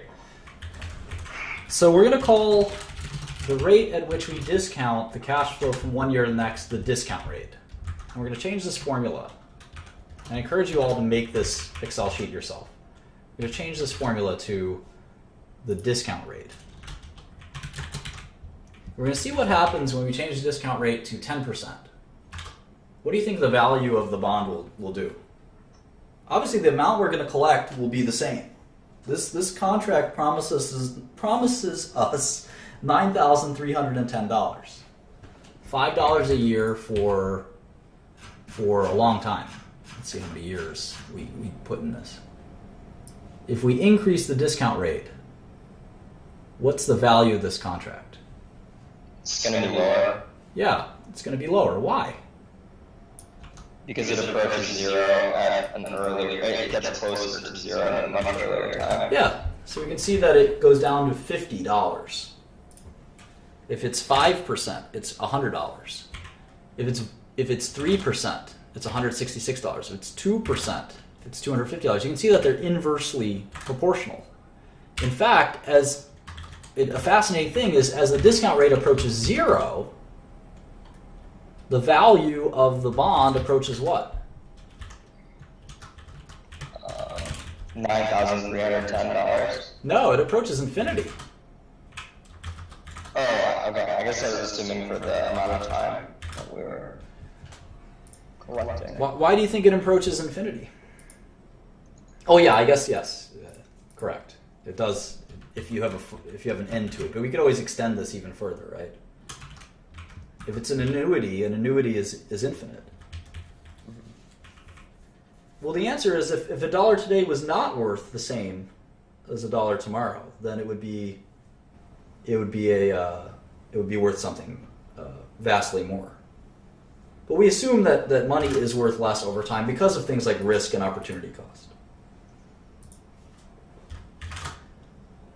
So we have to think very carefully about how to discount a series of cash flow. And in businesses and bonds and stocks, we have these yearly cash flows we come to expect. In this case, this is very boring. We expect $5 every year, forever. Businesses obviously aren't like this. The cash flow we get fluctuates. We hope it grows, right? We hope that the CEO of the company figures out a way to make this go from 5 to 6, from 6 to 7, from 7 to 8, hopefully from 8 to 800. You know, if you're a CEO like me, you want as much profit as possible.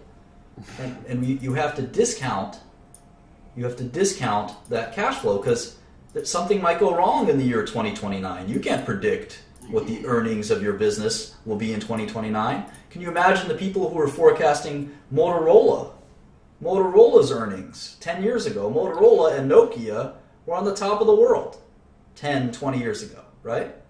Right. Motorola. So on that note, like, how do you put a number on what you should discount? That is the secret of finance. You're literally, touching on the number one question in finance, which is subjective. A little bit. What is the discount rate? Well, let's take a look. What is the interest rate of a government bond? Does anyone know what the 10-year bonds yield? Not much. I mean, like 1%. Yeah, it's about 2%, 1.7%, 1.5%, something like that. 1.74. This guy may be a bond trader. So apparently, the government says it's not less than inflation. So the U.S. government bond is theoretically risk-free. Right? It's theoretically risk-free. There's no risk that Obama and Trump, our future president, will not pay the obligations. Right? What if the government fails? It's a great question. There's no risk that the government won't pay its debts. We'll talk about how realistic that is in a second. And theoretically, there's some risk, right? And we could actually measure that risk with a Bloomberg machine, believe it or not, and something called a strip or a TIPS security. But regardless of a TIPS security, we can see that the government bonds have an interest rate of about 1.74%. So the government can borrow money from us for 1.74%. That means that we get this interest rate. And in fact, the risk of not getting paid is worth 1.7.4% to us. And that's simple. If I lent Charlie $5,000, I would ask him for 10% interest because, I don't know Charlie. He seems like a nice guy and he seems very smart. So the fact that I'm willing to lend him any money at all is already telling. I'll take a 10% rate for what it's worth. And I just size him up and I say, you know what? There's a good chance he's not going to give me back the $5,000. Who knows? He will, though. Who knows? Yeah, a reasonably good chance he will. So I'm going to give him a 10% interest rate. Now, if a friend of mine named Maurice, who has a arrest record and he's known to traffic narcotics in my community, Maurice wanted to borrow $5,000 from me, I don't know. What interest rate should I charge him? I think Maurice is more likely to default. More likely to default. I'd be taking like quarterly payments of half percentage. Yeah, I think I'm gonna charge him a higher interest rate because I just don't think Maurice is gonna pay me. In fact, there's probably no interest rate that I would take. It's not a black or white thing. There's let's give him an Albanian name. What's a good Albanian name? Let's just make him an American, Bob. Bob. Yeah, Bob the crackhead. Bob the crackhead. Mark it up 5,000%. So it's a very difficult loan, and I'm worried about that. But the government, how about Apple? I can blend the company's money. It doesn't have to be They're probably people. going for cheap. Here's another good one. Brazil. This guy's making a good point. Brazil is 6% interest rate right now. The U.S. government is 2%. So we can see what the least risky securities are. We can make a list, in fact. U.S. 1.74%. Brazil 6%. Apple, I think, is borrowing money at 2%. I can look that up with Bloomberg, which I'll log into in a minute. The Bloomberg log. Charlie, my loan to Charlie is 10%. My loan to Bob is 50%.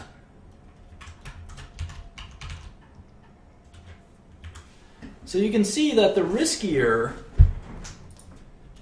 a loan is, or a cash flow is, the less we expect to get paid. The less we can discount it. The riskier a loan is, the more we have to discount it. Does that make sense? Good. It does. So if we have a corporation, remember, these are bonds. These are secured obligations. Bonds are senior to equity. Cash flow from equity is riskier. So when Apple makes $18 million this year, this is Apple's income statement, we don't know what they're going to make in 2017. It could be 10% more. It could be 10% less. We don't know. We have no idea. Let's look at an athlete. Let's take name an athlete everyone likes. LeBron James, Steph Curry. All right. Kobe would not need to give an example because he's retiring. So what is the value of Steph Curry's contract? He's going to make, let's say he's going to make $10 million a year for 5 years. I don't even know what team he plays for. Golden State Warriors, I think. Yeah. So let's say he's going to make $10 million a year for 5 years. What's the value of his contract? It's $50 million on paper. On paper, you're going to get $50 million in payments. But what about present value? Well, it's a guaranteed contract from a major company. So it's probably not very risky.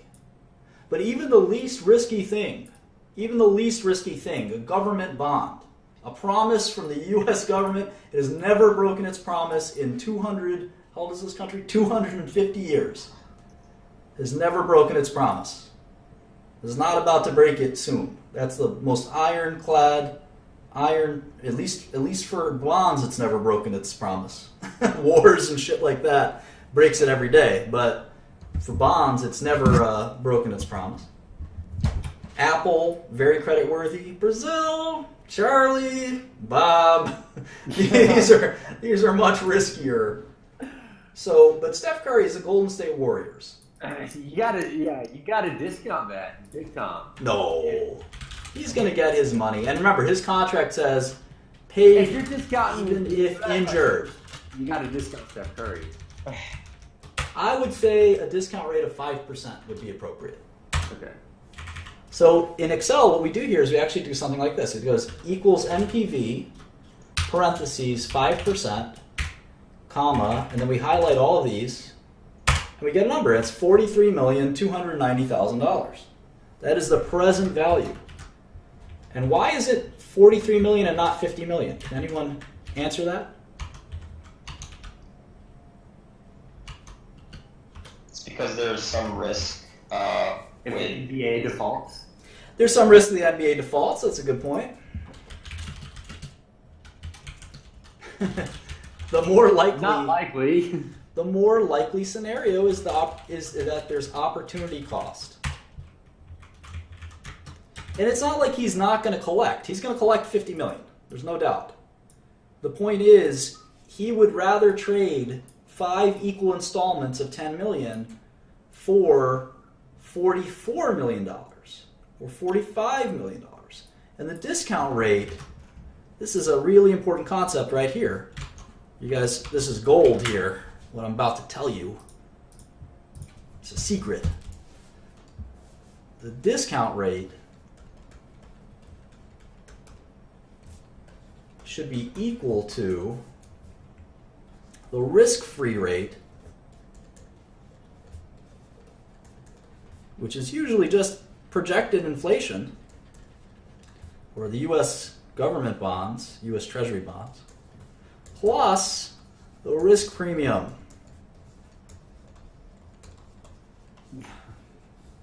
So what is that? What does this mean? Well, all securities have the same inflation risk. Right? Bob and Charlie don't have any different inflation risk than the U.S.'s inflation risk. Brazil has its own inflation risks, right? But there's some risk amount that we're going to assign to everyone, right? Like the U.S. is 1.7%. Then we have to add a little bit more risk. So in the case of Steph Curry, we're going to say, all right, well, government bonds are 1.7%, so it has to be more than that. So it's going to be some percentage more than that. And it's going to equal some percentage.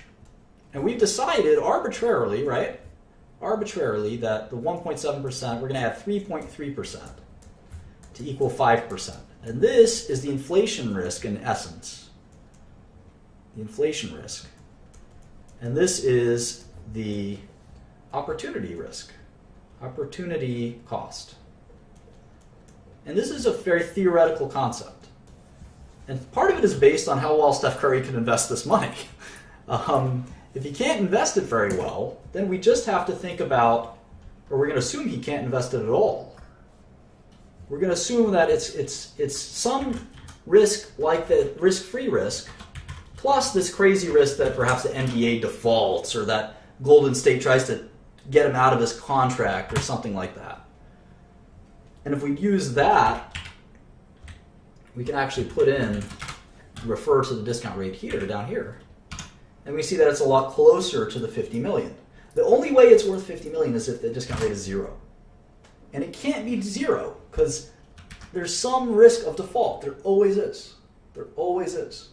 Unless you have the money in your hands. And there's a lot of money to be made, this is a good question, which would never happen because the risk is irrelevant.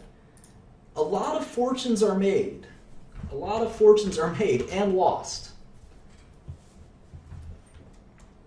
In fact, I would say most fortunes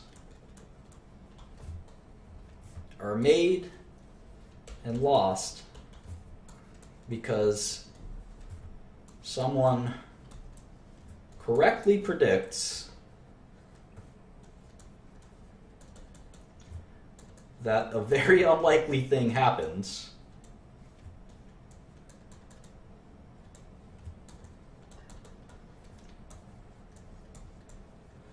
or doesn't happen.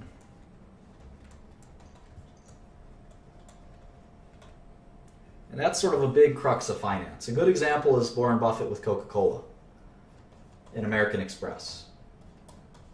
And many of other Buffett stocks, he paid a large price for. They did not seem to be cheap stocks when he bought them. They traded at 20 times, 30 times earnings. But he correctly predicted, and you could have bought other stocks for 15 times earnings.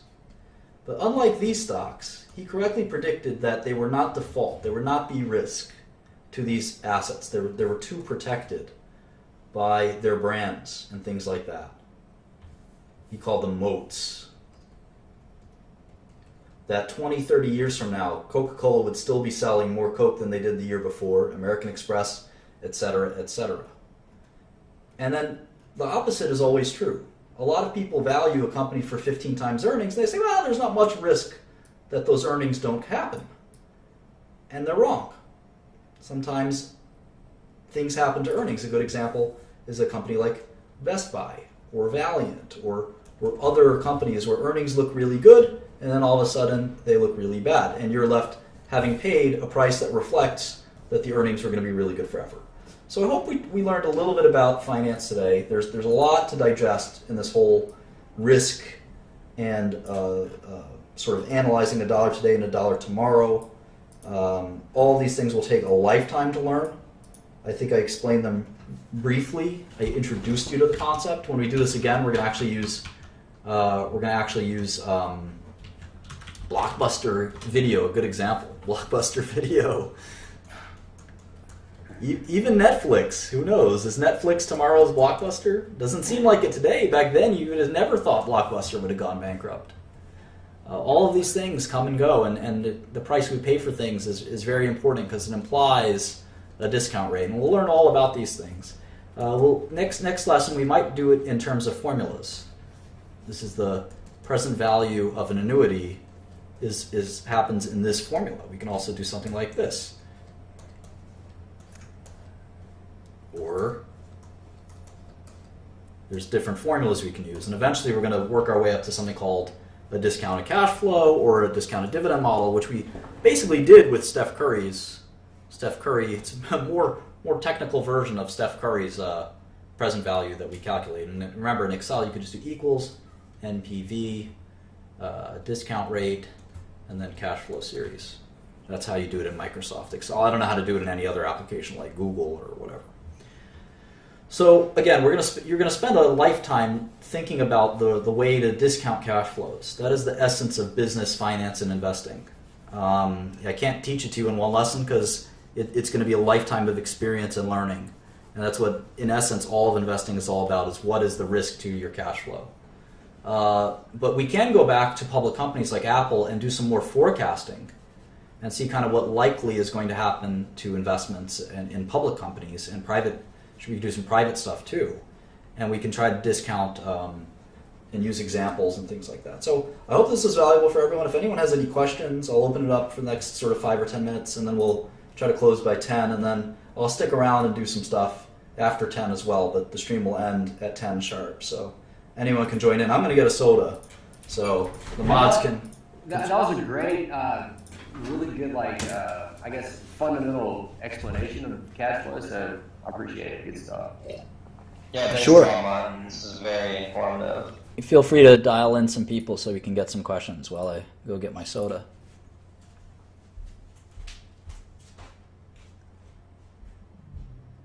Billy. What's happening? Oh, God. What's up, dude? I just invested all my money. And Shkreli? No, he was saying how what's his dick did Coca-Cola 30 years and was like, it's gonna grow for 30 years. And I was like, that's awesome, because who would have thought Coca-Cola would grow that much? And I did the exact same thing in hold on. Oh, Little Debbie snack cakes. I think they're gonna grow exponentially every year. Okay. So I put $40,000 in Little Debbie snack cakes. I think this is good for me. I'm excited. If anyone would know his snacks, it'd be Billy the Fridge. Anyone else? Little Debbie's it's a good name brand. I commend Billy the Fridge's investment. The Billy the Fridge snack cakes. Starbucks, we talk about Starbucks a lot. We did a discounted cash flow for Starbucks recently. Martin, I see that you're big on finding the companies that are high PE that are still cheap. So is there a reason that you're attracted to these? I mean, lower PE the better, the less I have to pay to buy a company. It seems like you're it seems like you're interested in the ones that are high PE but still are cheap.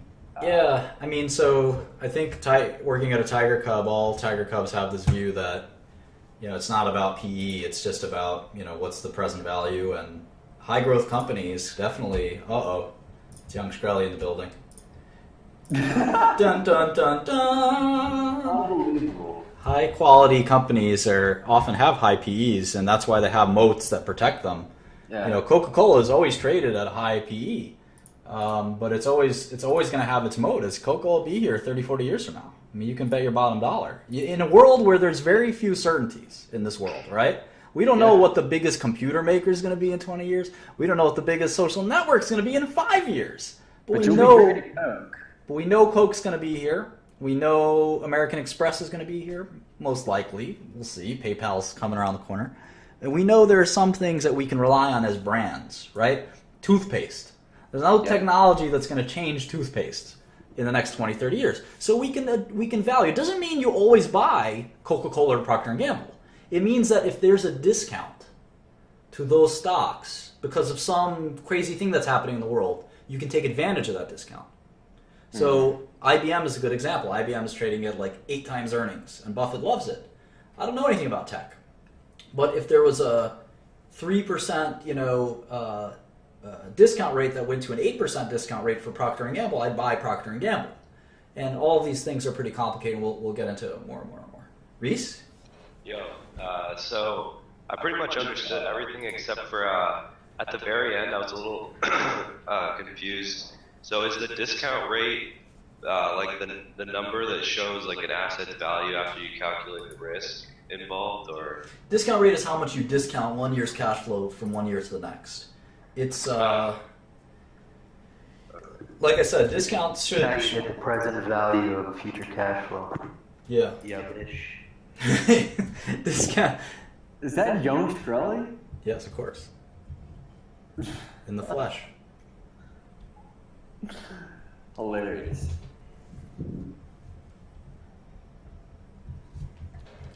This guy had all the answers, but his computer doesn't work. Chuck. Hey, ¿Qué pasa? talk you guys. How's it going, Chuck? I'm doing really good.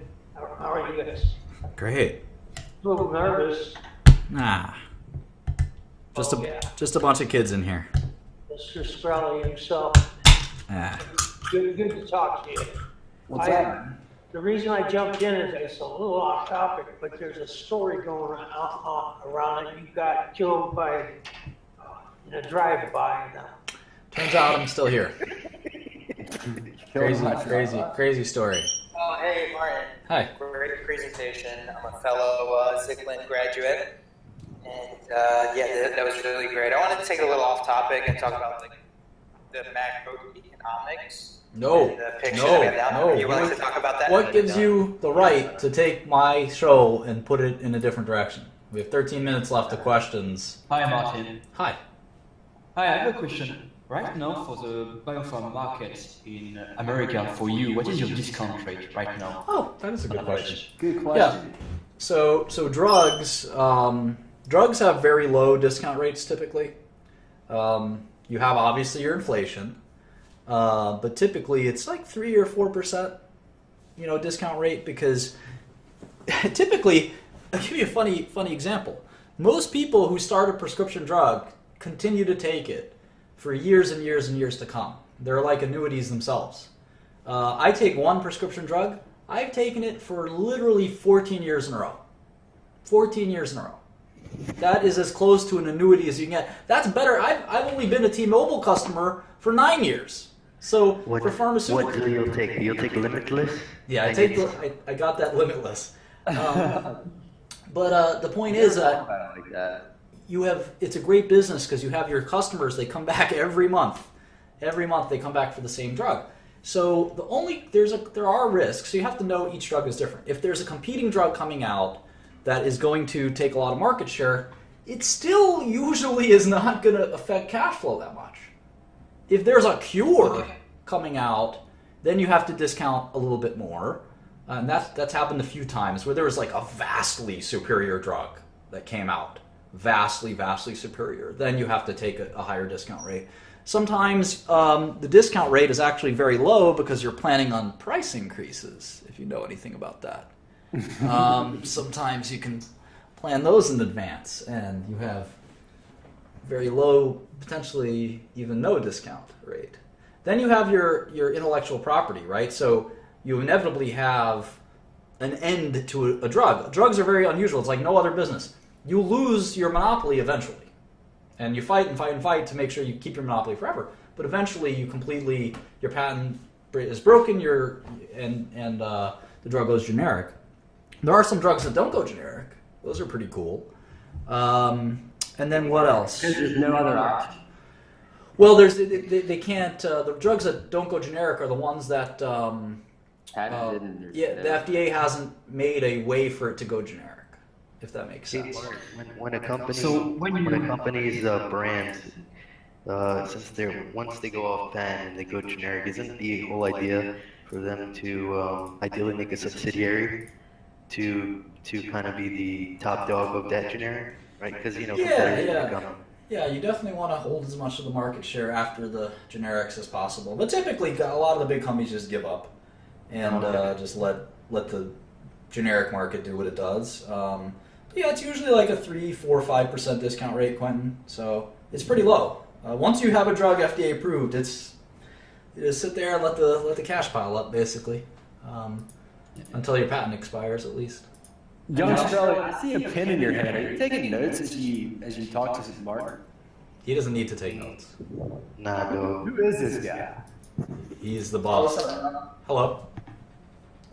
So this might be for your next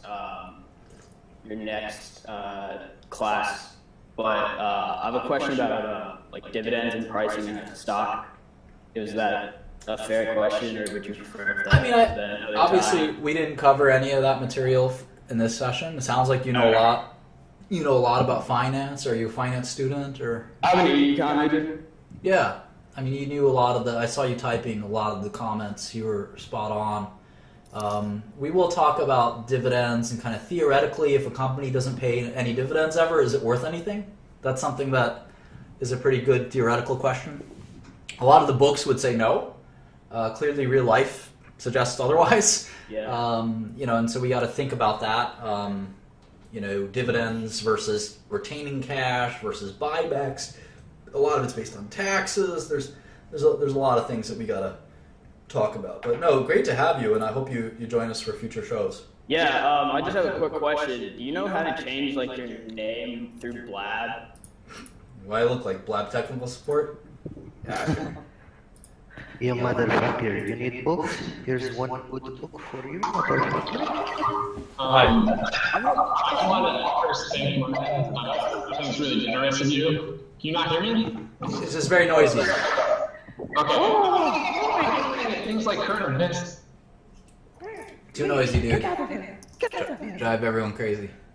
Oh, again? Yeah. No!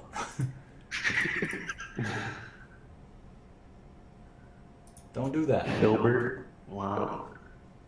Okay. Hey Charlie, I'm not in a talking mood. Maybe next time. Your mic's off, Filbert. We can't hear you. You talking to me, Charlie? Yeah, I feel like you want my dick, bitch.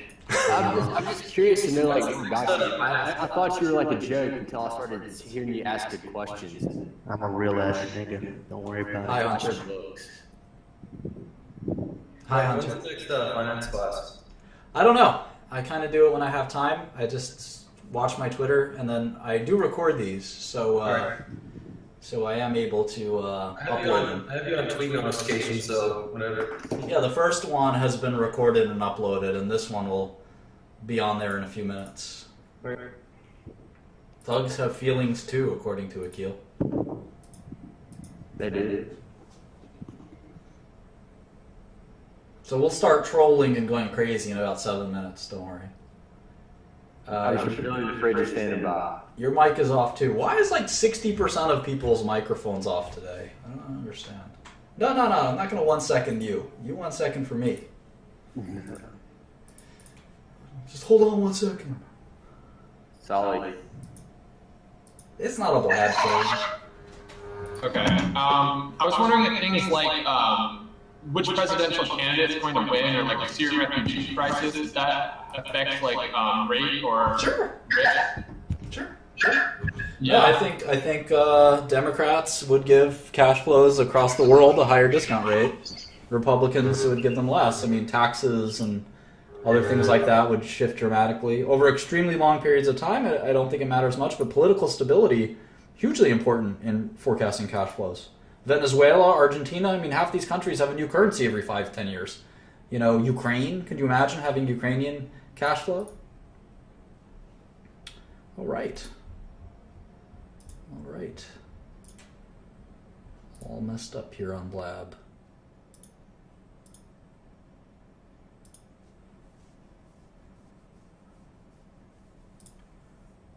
Block that one.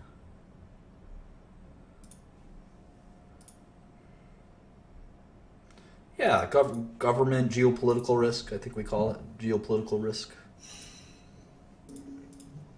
Okay. Hey, Martin, so you mentioned in the presentation that U.S. government bond has zero risk, and I mentioned that that's absolutely not true. But it got me thinking, I mean, it's a little abstract, but does zero exist? Does zero risk exist? Like, is that, can that even, is that... We'll have multiple lessons on that. I've spent my whole life thinking about this concept, and I think there is an answer to it. I don't want to share it right now, just because it's too complicated and sort of mystical even. It's almost like a religion to me. I don't know that zero risk exists, but I don't think that's the question one has to ask. I think risk to cash flow is less about perceived risk and it's about actual risk. So if something doesn't default, did you ever risk anything?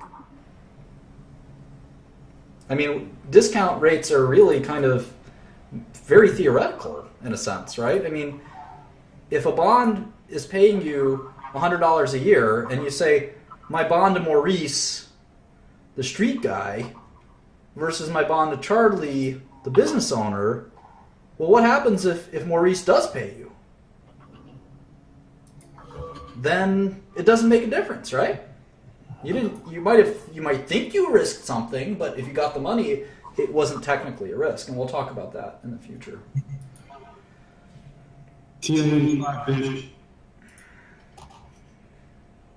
Hey, Mike. That's how you gotta work out, son. Hey, Martin. Hi. I was wondering, talking about Bloomberg terminal. Do you like Bloomberg? I know it costs $5,000. Have you heard anything about Bloomberg and the new terminal coming up in the news? It only costs about like $1,000. Yeah, I've heard about it. There have been Bloomberg alternatives for a long time, and Bloomberg's the go-to. So if you're managing hundreds of millions of dollars, you don't really care how much your terminal costs. What do you think about the negative interest rates in Japan? And do you think that we can do that here in the U.S. feasibly? Well, inflation, I was thinking that for a while, and inflation just spiked up last month. So there goes that idea. But sure, I mean, negative discount rates, that's a concept we can talk about someday. Yeah, absolutely. Do you think that's anything that could even be, I mean, what do you think would be the ideal situation where we could... That's Illuminati top secret stuff. When you have cash flow at a negative discount rate. Think that through. It's not possible, is it? Or is it? All right, Daniel. I think your mic is off. We have just 2 minutes to go. And don't use the B word. You'll get you sued. Mark, what would you say is the most important thing about running a business? I don't think you can encapsulate it in one soundbite. When are we going to pay for the issues that we had in 2009 and 2008 that we never fixed? When you graduate from Baruch. You're done. You're done. You're done. Yeah, so that formula you use in Excel, you know how I said 43 million instead of 50 million? Is that assuming like you could get the first 10 million and then it defaults and you don't get the rest? Or is it so like, you know what I mean?